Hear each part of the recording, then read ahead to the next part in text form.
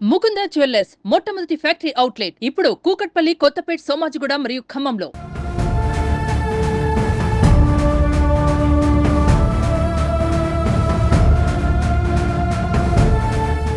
Hi నమస్తే, welcome to Suman TV.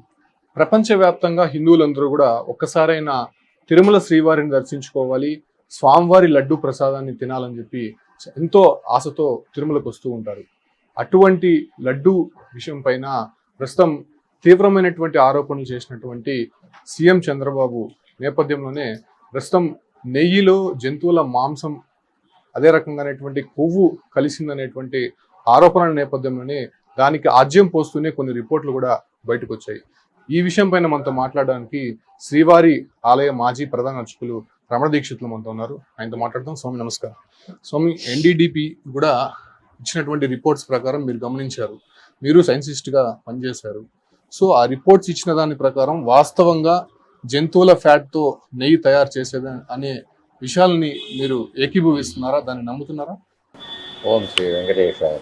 కమర్షియల్గా ఎన్నో దినుసుల్లో ఎక్కువ లాభాలు పొందడానికి, ప్రజలను ఏమార్చడానికి కల్తీలు జరుగుతూ ఉంటాయి. నెయ్యి కావచ్చు, పప్పులు కావచ్చు, బియ్యం కావచ్చు, ఏదైనా సరే.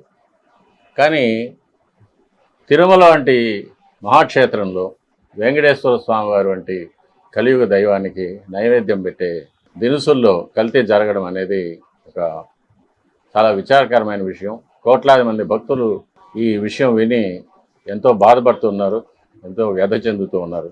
3 రోజులుగా నాకు కూడా నిద్ర లేకుండా చాలా క్షోభపడ్డాను. ఎందుకంటే మనం ఇంట్లో మన బిడ్డలకు కానీ మన తల్లిదండ్రులకు కానీ కల్తీ అని తెలిస్తే ఆ ఫుడ్ పెట్టం. అటువంటిది భగవంతుడికి కల్తీ అయిన నెయ్యితో ప్రసాదాలు చేసి నైవేద్యం చేయడం అనేది ఒక మహాపచారం, మహాపాపం కూడా. ఈ 5 సంవత్సరాలుగా ప్రసాదాలు లడ్డు యొక్క నాణ్యత తగ్గిపోయిందని, సువాసన లేదని, రుచి లేదని, తర్వాత అన్నప్రసాదాల్లో కూడా ఈ కల్తీ నెయ్యితో చేయడం వల్ల ఆ రుచి కానీ ఆ సువాసన కానీ లేకుండా పోతూ ఉందని నేను గమనించి ఎన్నోసార్లు దీన్ని అప్పటి ఎగ్జిక్యూటివ్ ఆఫీసర్ వారికి, చైర్మన్ గారికి విన్నవించుకున్నాను. కానీ ఎవరు దానికి స్పందించలేదు. నాది ఒంటరి పోరాటం అయిపోయింది. నాతోటి అర్చకులు ఎవరు కూడా నాతో సహకరించలేదు. వారి వ్యక్తిగతమైన కారణాల వల్ల ప్రధాన పరిచారకులు అని చెప్పుకునే వాళ్ళు కూడా దీని గురించి మాట్లాడలేదు. కానీ చివరిగా ఈ 3-4 రోజులుగా అప్పుడు వాడుతున్న నెయ్యిని ల్యాబ్లో టెస్ట్కి పంపించినప్పుడు అందులో జంతువుల యొక్క కొవ్వు పదార్థం, స్థావరాలు అంటే చెట్ల యొక్క నూనెలు కలిసి ఉన్నాయనేది రిపోర్ట్లో తెలిసింది. ఏది కలవని శుద్ధమైన ఆవు నెయ్యితో ప్రసాదాలు తయారు చేయాలనేది ఆగమ శాస్త్రం. అలాగే జరుగుతూ వచ్చేది. కానీ ఇటువంటి విషతుల్యమైన పదార్థాలు కలవడం వల్ల, దాంతో స్వామివారికి ప్రసాదాలు తయారు చేయడం వల్ల నాణ్యత తగ్గిపోయింది, రుచి తగ్గిపోయింది, నిలవ ఉండే సమయం కూడా తగ్గిపోయింది. అందులో ప్రపంచ ప్రఖ్యాతి చెందిన శ్రీవారి లడ్డు ప్రసాదానికి ఇటువంటి దుర్గతి రావడం అనేది చాలా విచారకరమైన విషయం. ఇప్పుడున్న ప్రభుత్వం దీన్ని సరిచేయడానికి చర్యలు చేపట్టింది. అంతకుముందు మనకు శుద్ధమైన ఆవు నెయ్యి తయారు చేసి మనకు సప్లై చేస్తున్న డైరీ ఫామ్ నుంచి నెయ్యి తీసుకోవడానికి నిర్ణయం తీసుకొని ఇప్పుడు అందులోనే ప్రసాదాలు తయారు చేస్తున్నాం. స్వామి, నిజంగా ఇది సీరియస్ అలిగేషన్ అనుకోవాలి. ఈ మాట విన్న ప్రతి ఒక్క హిందువులు కూడా వాళ్ళ మనోభావాలు నిజంగా దెబ్బతిన్నాయి, తీవ్రమైనటువంటి ఆందోళన చెందారు. అసలు తినేటువంటి ప్రసాదంలో జంతువులకు సంబంధించినటువంటి కళేబరాలు ఉన్నాయనే మాట కూడా నిజంగా జీర్ణించుకోలేని పరిస్థితులు ఇప్పుడు చాలా మంది ఉన్నారు. సో గత పాలక మండలి కావచ్చు, అధికారులు కావచ్చు, తెలిసి ఈ పని చేశారంటారా? వాళ్ళకి తెలియకుండానే ఇలాంటి వ్యవహారాలు అక్కడ జరిగాయంటారా? ఒకవేళ తెలిసి చేసుంటే దాని వెనుకున్నటువంటి ఉద్దేశం ఏంటంటారు? ప్రలోభాల వల్ల కావచ్చు. చెప్పాను కదా, కమర్షియల్గా డబ్బులు సంపాదించడానికి చేస్తారు. ప్రతి విషయంలోనూ కల్తీ అనేది జరుగుతూనే ఉంది. కానీ భగవంతుడి విషయంలో జరగడం అనేది విచారకరమైన విషయం. అందులో భగవంతుడికి సేవ చేయడానికి నియమింపబడిన వాళ్ళు సనాతన సాంప్రదాయాల మీద, భగవంతుడి మీద నమ్మకం, గౌరవం, మన ఆచార వ్యవహారాల పట్ల ఒక గౌరవం, ఇవన్నీ ఉన్నవాళ్ళు మాత్రమే స్వామివారికి శాస్త్ర ప్రకారంగా పూజలన్నీ జరగాలని, కైంకర్యాలు జరగాలని, ఉత్సవాలన్నీ వైభవంగా జరగాలని, వచ్చిన భక్తులందరికీ కూడా సకలమైన సౌకర్యాలు కలిగి వారు సంతోషంగా స్వామివారిని దర్శనం చేసుకొని ప్రసాదాలు స్వీకరించి వెళ్ళిపోవాలని అనే భావం అటువంటి వారికి ఉంటుంది. అటువంటి ఉద్దేశాలు, సనాతన సాంప్రదాయాల మీద గౌరవాలు, స్వామివారి మీద భక్తి నమ్మకం లేని వాళ్ళు చేస్తే ఇలానే ఉంటుంది. సో 5 దశాబ్దాల పాటు మీరు స్వామివారి కైంకర్యాలు చేశారు. ప్రస్తుతం స్వామివారి ప్రసాదాల మీదే ఇంత పెద్ద ఎత్తున విమర్శలు వస్తున్నప్పటికీ స్వామివారి జరిగేటువంటి కైంకర్యాల విషయంలో కావచ్చు, లేదంటే నగల విషయంలో అంతా సవ్యంగానే జరుగుతుందని మీరు భావిస్తున్నారా? అంటే మీరున్న పీరియడ్లో కాకుండా గత 5 సంవత్సరాల నుంచి కూడా మీరు స్వామివారి సేవకి దూరంగా ఉన్నారు, అక్కడ కైంకర్యాలకి చాలా దూరంగా ఉన్నారు. నిజంగా దాంట్లో పారదర్శకత ఉందని భావిస్తున్నారా? ఇటువంటి అపచారాలు జరిగినప్పుడు నేను ఎత్తి చూపిస్తున్నాననే ఒకే ఒక కారణం వల్లే నా మీద తప్పుడు కేసులు పెట్టి నన్ను కోర్టుల చుట్టూ తిప్పి నన్ను దేవాలయానికి రాకుండా చేసి స్వామివారి కైంకర్యాలు చేసుకోకుండా ఒక ప్రధాన అర్చకుడిగా నా కర్తవ్యాలు నిర్వహించకుండా నాకు అడ్డుకట్ట వేశారు. కాబట్టి ఇప్పుడు దేవాలయంలో ఏం జరుగుతుందనేది నా కంట పడకూడదు అనే కోసమే వాళ్ళు చేశారు. కాబట్టి నేను చూడడం లేదు అవన్నీ ఏది కూడా. ఏదైనా ఉంటే ఇలా ఇప్పుడు నెయ్యి విషయంలో బయటపడినట్టే ఆ విషయాలు కూడా బయట వస్తాయి. అంటే మీరు ఈ 5 సంవత్సరాల్లో ప్రసాదాల దిట్టల విషయాల్లో కావచ్చు, లేదంటే ఆ నాణ్యత, లేదంటే అక్కడ వాడేటువంటి ముడి సరుకుల విషయంలో మీకు ఎప్పుడైనా అనుమానం కలిగిందా? మీరు అప్పుడు చూసినటువంటి లడ్డు నాణ్యత, రుచి ఈ 5 సంవత్సరాల్లో ఏమైనా తేడా కనిపించింది? లేదు, అదే కదా నేను దాని విషయంగానే నేను వాళ్ళకి కంప్లైంట్ చేసింది కూడా.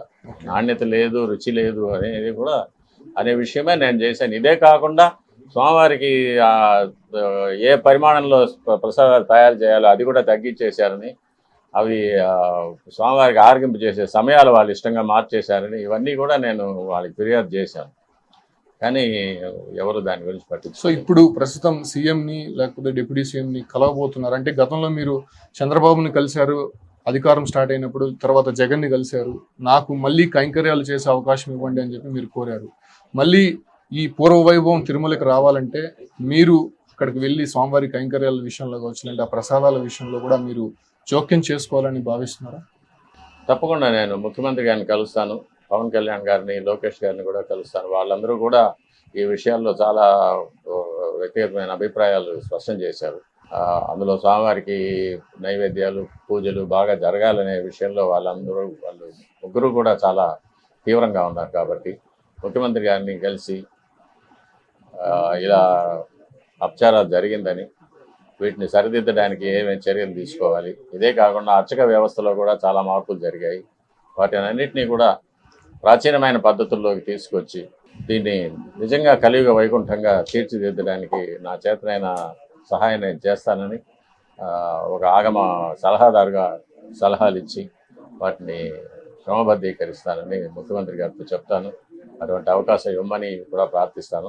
అదేవిధంగా ఆ ప్రభుత్వంలో వేసిన కొన్ని ఇల్లీగల్ కేసెస్, వాటి మీద నా మీద వేసింది కానీ మిగతా వాళ్ళ మీద వేసిన కేసులు అన్నింటినీ కూడా మాఫీ చేస్తానని ముఖ్యమంత్రి గారు హామీ ఇచ్చారు. కాబట్టి నా మీద వేసిన తప్పుడు కేసులన్నింటినీ కూడా తీసివేసి నాకు ఒక రిలీఫ్ కలిగించాలని కూడా సీఎం గారిని నేను ప్రార్థిస్తాను. సో మీ ఆలయంలో చిన్నపాటి పొరపాటు జరిగితేనే సంప్రోక్షణ, శుద్ధి కార్యక్రమాలు చేస్తూ ఉంటారు. ఇంత పెద్ద ఎత్తున అలిగేషన్ వచ్చింది, జంతువుల మాంసం అంటే స్వామివారికి సంబంధం లేనటువంటి అంశాలు అక్కడ కనిపిస్తున్నాయి. కాబట్టి ఎటువంటి సంప్రోక్షణ జరగాలంటారు దీనిపై? అది ఆగమ శాస్త్రం చెప్తుంది. ఎందుకంటే ఆలయంలో ఎన్నో విధాలమైన తప్పులు జరుగుతూ ఉంటాయి. అవి చిన్న చిన్న తప్పులకు చిన్న లఘు సంప్రోక్షణలని, జల సంప్రోక్షణలని జరుగుతూ ఉంటాయి. కొన్ని పెద్ద అపచారాలకి కొన్ని పెద్ద సంప్రోక్షణలు జరగాల్సి వస్తుంది.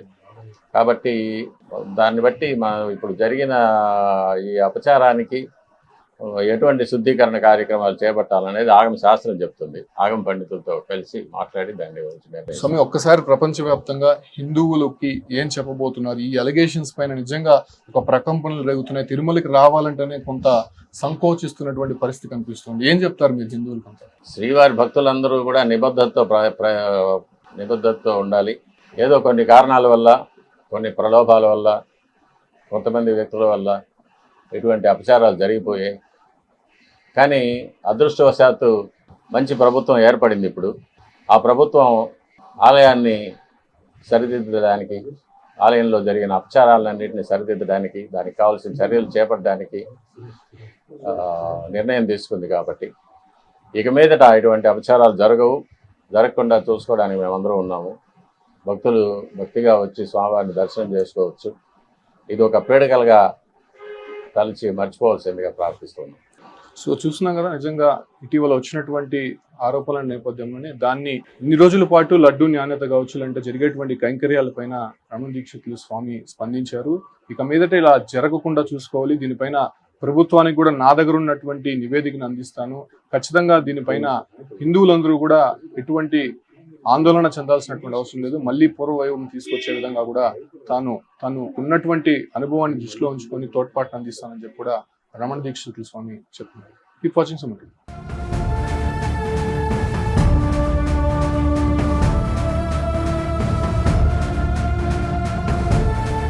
మీ బిజినెస్ ఏదైనా మీ ఊర్లో ప్రమోషన్ చేయాలంటే అది సుమన్ టీవీతోనే సాధ్యం. ఇప్పుడే సంప్రదించండి.